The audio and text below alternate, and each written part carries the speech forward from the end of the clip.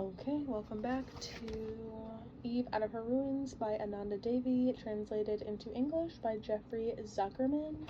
I don't know how long our section will be today, but I figured why not pop in. So I'm on page 63 of my copy, and this section is from Eve's perspective. Sorry. The sea surges, escapes, scatters. It moves 1,000 memories and 1,000 scraps. Papers, cans, broken glass, smells of death. The neighborhood's life is dragged away by stream waters, swelling and bursting its banks. I wait for the stream to subside so I can go back. I don't want to see anyone. I wait for night to fall and cover everything, including the shapes of people nearby and even the shapes of things. The other day in the office, I'd been called to. I looked at the city, and I saw it as it had been that morning with Saeed, at the statue of the Virgin Mary, pale and sleepy. From high up, everything was smoothed out. The sharp edges were worn down, the holes filled in. The air-conditioned office, cushioned with carpets, smelled like new leather. You wanted to snuggle up in the armchairs. There was a huge painting reflected in the window. It winked at me. I recognized it. A teacher had told us about the artist, Malcolm de Chazal. I could see within his pot-bellied dodos and cheerful flowers those childhood dreams that had long since been forgotten. I could have slept here, sheltered in this bubble, at a remove from a reality. I could have slept in the foreign leather, and the hissing air conditioning, and the smooth, monotonous light. I could have slept in this white place, where I would have been protected from the sunlight and the screaming.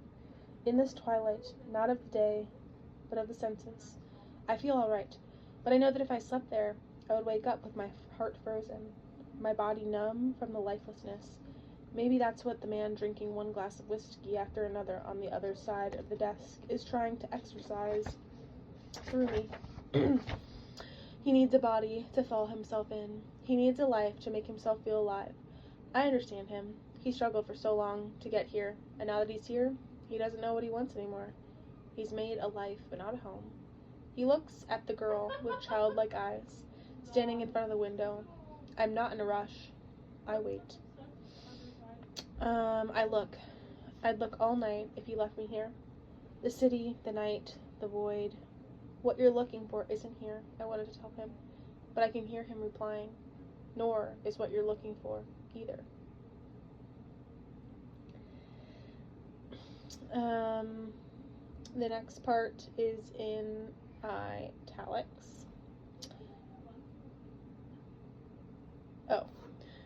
Yes, the next part is in italics. Okay. You're calm. Your hair makes black splashes. Your face is serious. He's heard about you. He's been told. She's not like the others. He sees that it's true. He's been told. She does everything. He doesn't know if it's true. You don't ask for anything. You're stern and bewitching. That's what he thinks of you. But they also told him what they did to you. Parties where you were alone and they were many. How one morning they left you almost lifeless, not far from your neighborhood. It's not hard for him to imagine it. Your bones are so thin. What do you want? What are you looking for? At that moment, you turn around, and he gets up, unbuckling the belt of his pants. Okay. The next section is in Eve's perspective. Okay. The stream quiets down. I do too.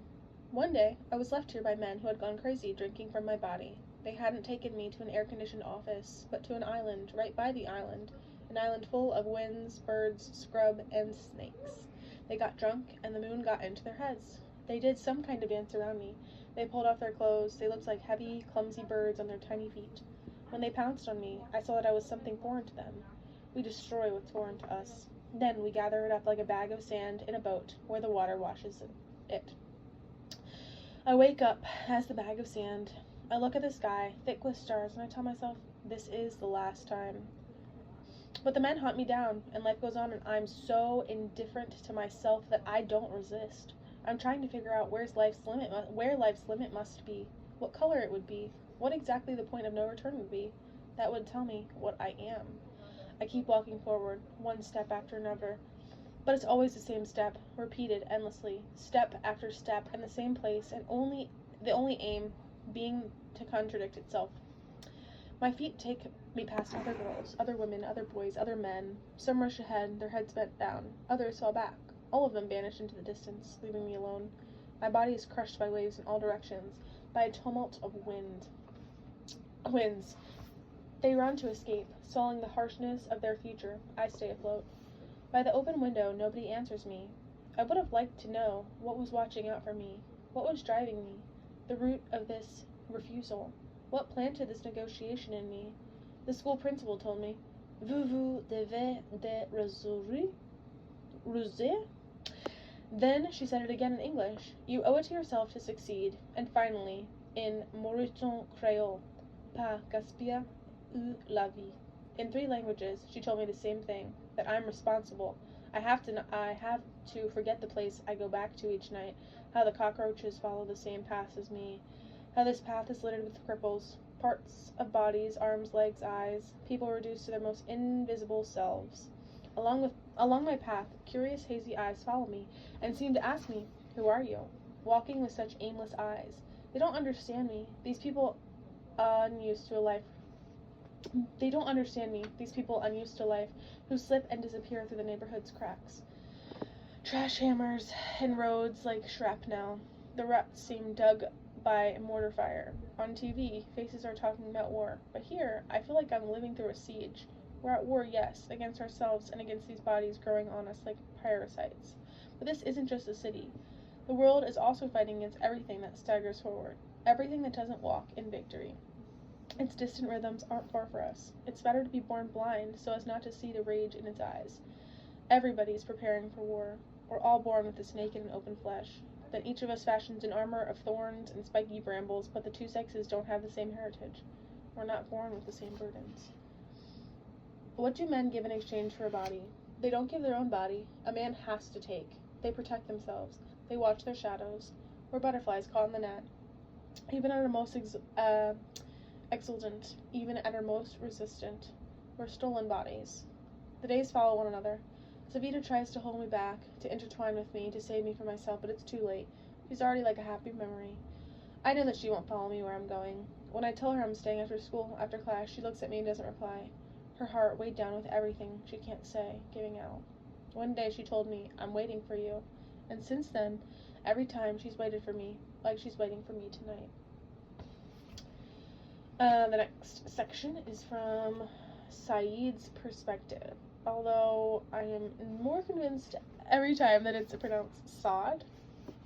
So, anyways, it's from Saad's perspective. They slip between the walls, like 2 little ghosts laughing at us. They dance in front of everyone as if nobody would notice them at all. They almost seem like 2 virgins. These 2 little ones, in their movements, didn't have the slowness suggested of the night rather than day. I would have seen them as Vestals if they had made me the object of their worship, all dressed in white, their veils barely hiding their gentle hearts, their swaying hips, their bronze backsides. But they're like 2 hands on a body. They don't need a third. They are free to do whatever they like, whenever they like.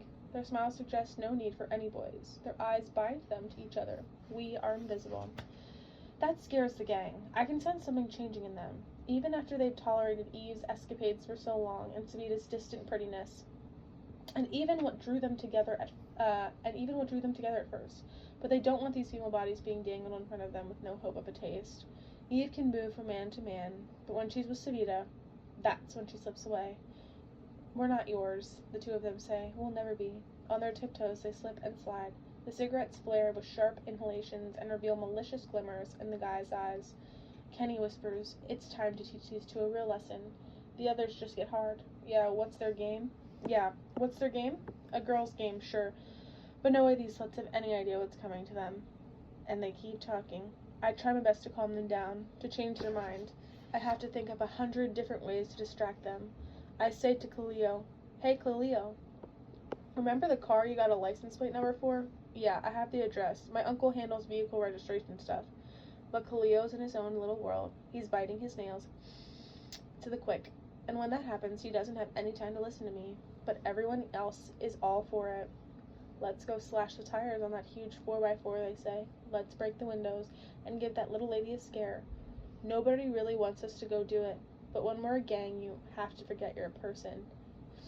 You have to be a part of this moving, powerful, hot body that nothing can stop. Once you start moving, you have to go all the way. Coolio doesn't want to come. Leave him, says Kenny. He's got his head in the clouds. We can't leave him alone, I say.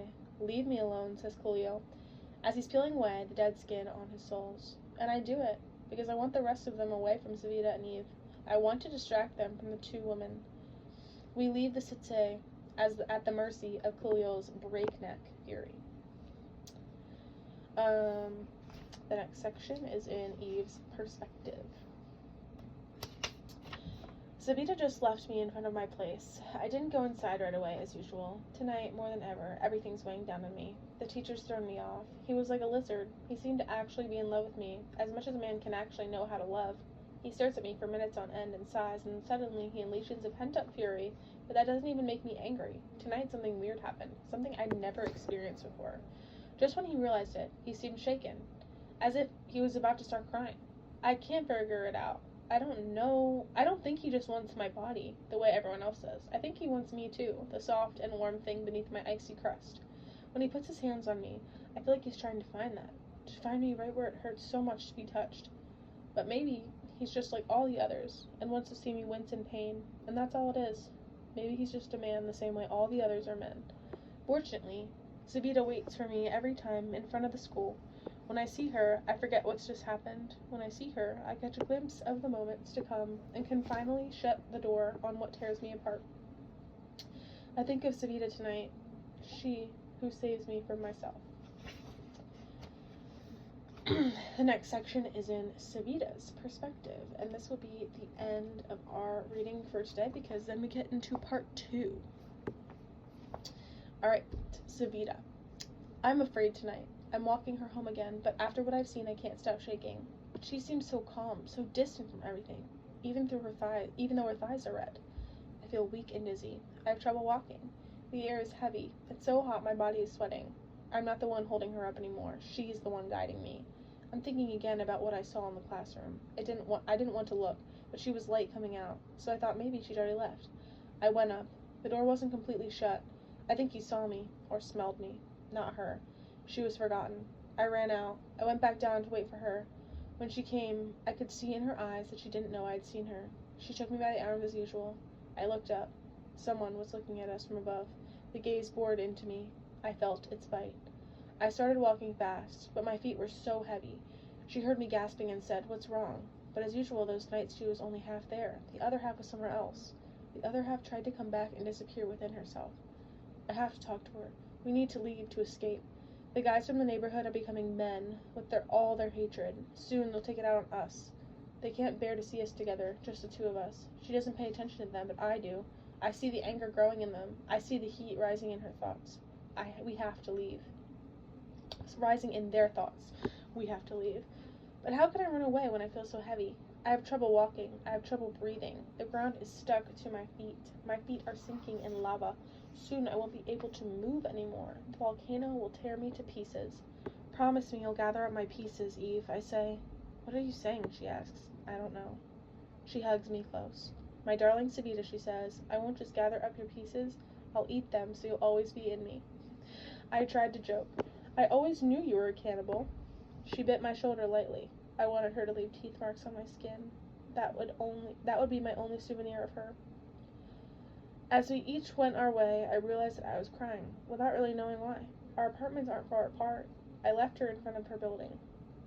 I just have to walk past where all the trash is, and I'll be at my place. But in the darkness, it feels like such a long way to go, as long as life itself. Okay, that was the end of this section. We'll be back next time with part 2. Thanks for tuning in.